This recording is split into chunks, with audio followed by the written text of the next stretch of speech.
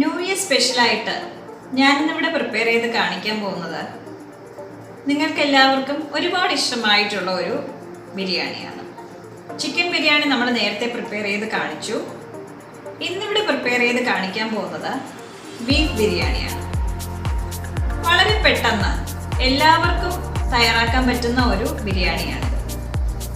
വീട്ടിൽ തന്നെയുള്ള ചേരുവകൾ വെച്ച് നമുക്ക് തയ്യാറാക്കാൻ പറ്റുന്ന, വളരെ എളുപ്പം തയ്യാറാക്കാൻ പറ്റുന്ന ഒരു ബിരിയാണിയാണ് ഇന്നിവിടെ പ്രിപ്പയർ ചെയ്ത് കാണിക്കുന്നത്. അപ്പം അതിൻ്റെ സ്റ്റെപ്പ് ബൈ സ്റ്റെപ്പ് ആയിട്ടുള്ള എല്ലാ പ്രോസസ്സും കണ്ട് മനസ്സിലാക്കി ഇപ്രാവശ്യത്തെ ന്യൂ ഇയറിന് നിങ്ങളുടെ കൈ കൊണ്ടുണ്ടാക്കിയ ഒരു ബിരിയാണി വീട്ടിൽ തയ്യാറാക്കി എല്ലാവർക്കും കൊടുക്കുക. അപ്പം നമുക്ക് വീഡിയോയിലോട്ട്.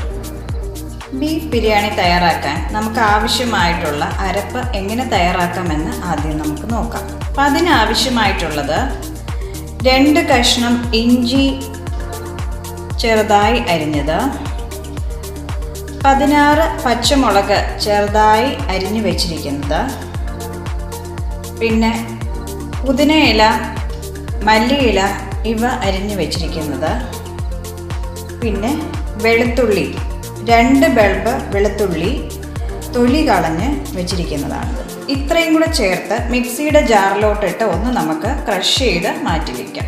ബിരിയാണിക്ക് ആവശ്യമായിട്ട് ഞാനിവിടെ 1 കിലോ ബീഫ് എടുത്ത് മാറ്റി വെച്ചിരിക്കുകയാണ്. നമുക്കതിൽ ഫസ്റ്റ് മാഗ്നേറ്റ് ചെയ്ത് അതൊരു 1 മണിക്കൂർ നമുക്ക് മാറ്റി വയ്ക്കാം. അപ്പം അതിനാവശ്യമായിട്ടുള്ളത് എന്തൊക്കെ ചേർക്കണം എന്നുള്ളതാണ് ഇനി പറയാൻ പോകുന്നത്. 1/2 ടീസ്പൂൺ മഞ്ഞൾപ്പൊടി,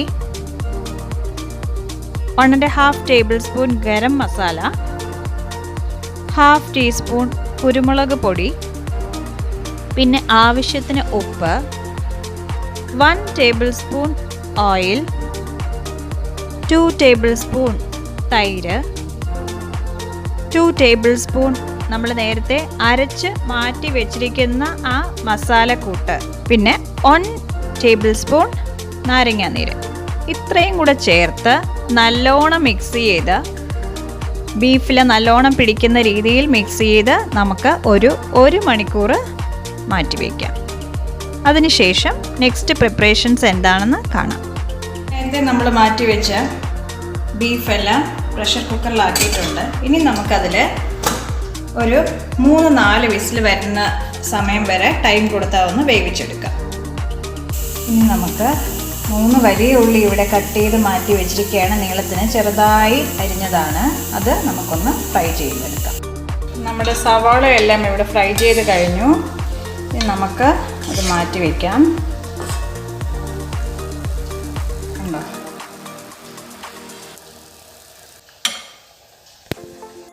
നമുക്ക് സവാള ഫ്രൈ ചെയ്ത എണ്ണയിൽ നിന്ന് കുറച്ച് എണ്ണ ഒരു പാനിലോട്ട് ഒഴിച്ചിട്ട് 2 ടേബിൾ സ്പൂൺ നെയ്യും ഒഴിച്ച് നമുക്ക് അതിൽ കുറച്ച് പെരിഞ്ജീരകം, പട്ട ഇവയെല്ലാം ചേർത്ത് നമുക്ക് ഉള്ളി ആദ്യം തന്നെ ഒന്ന് വഴറ്റിയെടുക്കാം.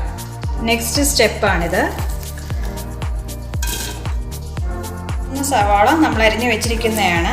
അത് നമുക്ക് ഒന്ന് വഴറ്റിയെടുത്തിട്ട് അതിൽ തക്കാളിയും ചേർത്ത് ബീഫും കൂടെ ചേർത്ത് നമുക്ക് ഒന്ന് വഴറ്റിയെടുക്കേണ്ടതാണ്. ഉള്ളി ഇവിടെ ഒരുവിധം വഴറ്റി വന്നിട്ടുണ്ട്. ഇനി നമുക്ക് അതിലോട്ട് നേരത്തെ മിക്സിയിൽ അടിച്ച് മാറ്റി വെച്ചിരുന്ന ഇഞ്ചി വെളുത്തുള്ളി പേസ്റ്റ് അതും കൂടെ ചേർത്ത് ഒന്നുകൂടെ ഒന്ന് ചേർത്ത് ഇളക്കിയെടുക്കാം.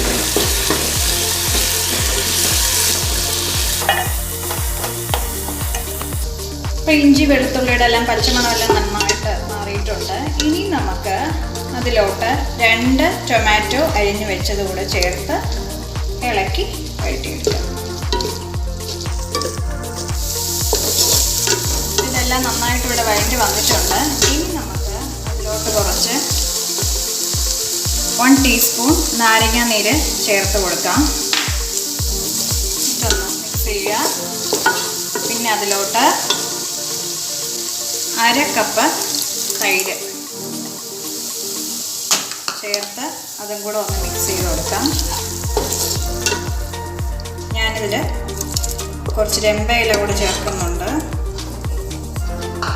ചേർത്ത് മിക്സ് ചെയ്യാം. പിന്നെ നമ്മൾ ഫ്രൈ ചെയ്ത് മാറ്റി വെച്ചിരിക്കുന്ന സവാള അതിൽ നിന്ന് ഒരു പിടി, ഏകദേശം ഒരു കപ്പോളം വരും, അതും കൂടെ ചേർത്ത് നമുക്കൊന്ന് മിക്സ് ചെയ്യാം. ഇതെല്ലാം നല്ലോണം മിക്സായി വന്നിട്ടുണ്ട്. ഇനി നമ്മൾക്ക് അതിലോട്ട് നമ്മൾ കുക്കറിലിരിക്കുന്ന ബീഫ് നമ്മൾ അത് വേവിച്ച് മാറ്റി വെച്ചിരിക്കുകയാണ്. ആ ബീഫ് അതും കൂടെ ചേർത്ത് നമുക്ക് നല്ലോണം ഒന്ന് ഇളക്കി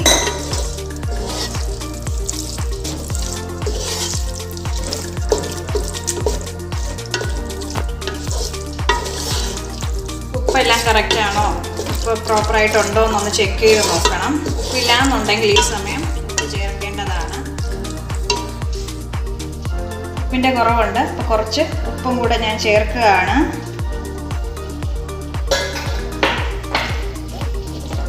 ഒന്നുകൂടെ ഒന്ന് ഇളക്കി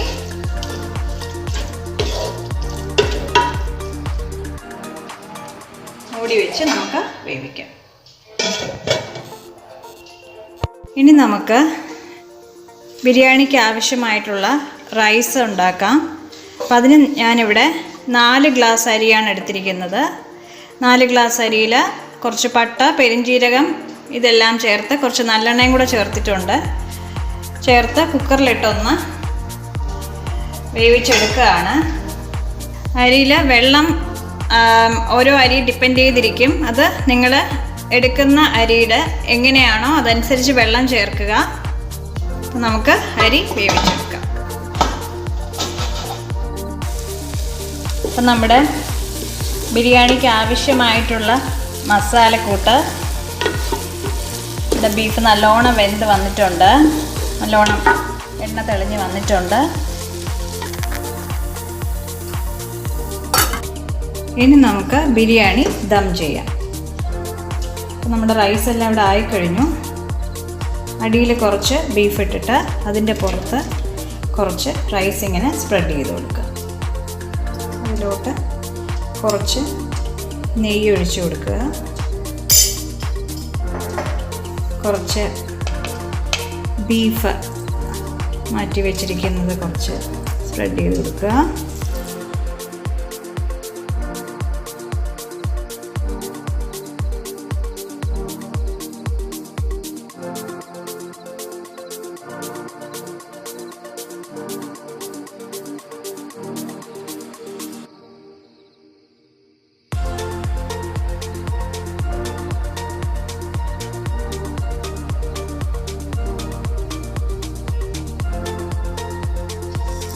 ലാസ്റ്റ് നമ്മൾ മാറ്റി വെച്ചിരിക്കുന്ന ഫ്രൈ ചെയ്ത ഓണിയൻ മുഴുക്ക് അതിൻ്റെ പുറത്തോട്ട് സ്പ്രെഡ് ചെയ്ത് കൊടുക്കാം.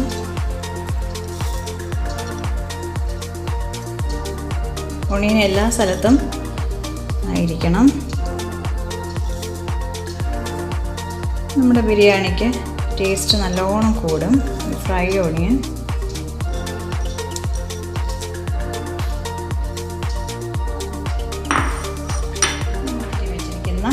കുറച്ച് മല്ലിയില കൂടെ ഇതിൽ സ്പ്രെഡ് ചെയ്ത് കൊടുക്കാം.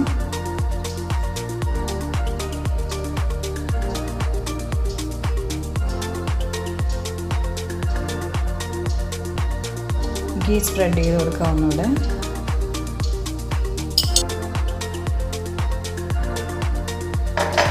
നമുക്ക് ലിഡ് ക്ലോസ് ചെയ്ത് ദം ചെയ്യാനായിട്ട് വയ്ക്കാം. നമുക്ക് ഒരു 15 മിനിറ്റ് വയ്ക്കാം. തീ വന്നിട്ട് മീഡിയം ഫ്ലെയിമിലായിരിക്കണം, അതായത് തീരെ ലോ ആയിരിക്കണം, സിമ്മിലായിരിക്കണം. എന്നിട്ട് ഒരു 15 മിനിറ്റ്സ് നമുക്ക് വെയിറ്റ് ചെയ്യാം. നല്ല എയർ ടൈറ്റ് ആയിട്ടുള്ള ലിഡാണ്, അതുകൊണ്ട് ഇതിൽ കൂടെ ആവിയൊന്നും പുറത്ത് പോകത്തില്ല. നിങ്ങൾ അതുപോലെ ടൈറ്റ് ആയിട്ടുള്ള ലിഡ് വെച്ച് ക്ലോസ് ചെയ്ത് നമുക്ക് ദം ചെയ്യാം. ഇപ്പോൾ ഏകദേശം 1 മണിക്കൂർ കഴിഞ്ഞു. നമ്മുടെ ബിരിയാണി ഇവിടെ തയ്യാറായി കഴിഞ്ഞു. നമുക്ക് അതെങ്ങനെയുണ്ടെന്ന് നോക്കാം.